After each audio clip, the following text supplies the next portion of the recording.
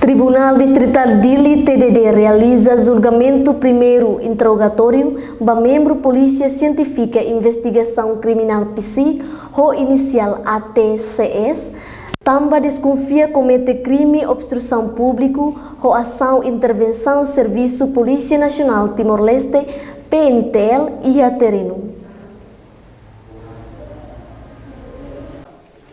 E julgamento do caso no registro o número processo Mamoclima Ruanen barra Ruanolo Resida de ICMR.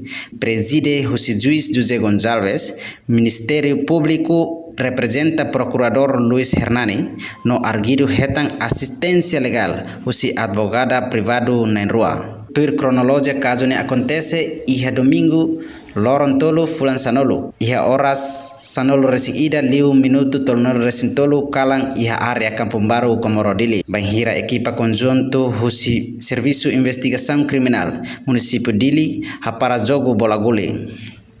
Momento neva oknum PSIC refere halo impedimento no ikusmai resulta mos membro pentel ida ulungkane. Hafoin audiência advogada Adelia Teluk explica kata crime nebe Ministério Público acusa ba arguido laiha indício forte. Tamane mak Tribunal Singular decide aplica de medida coação termo de identidade residencia.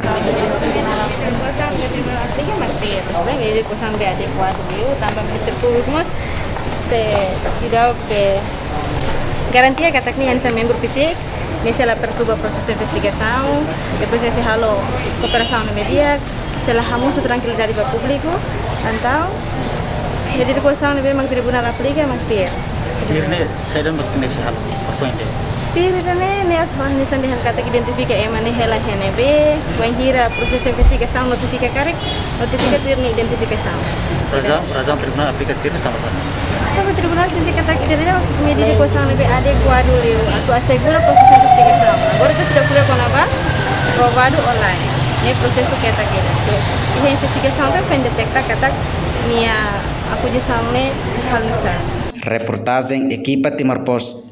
Reportagem Equipa Televisão Timor Post.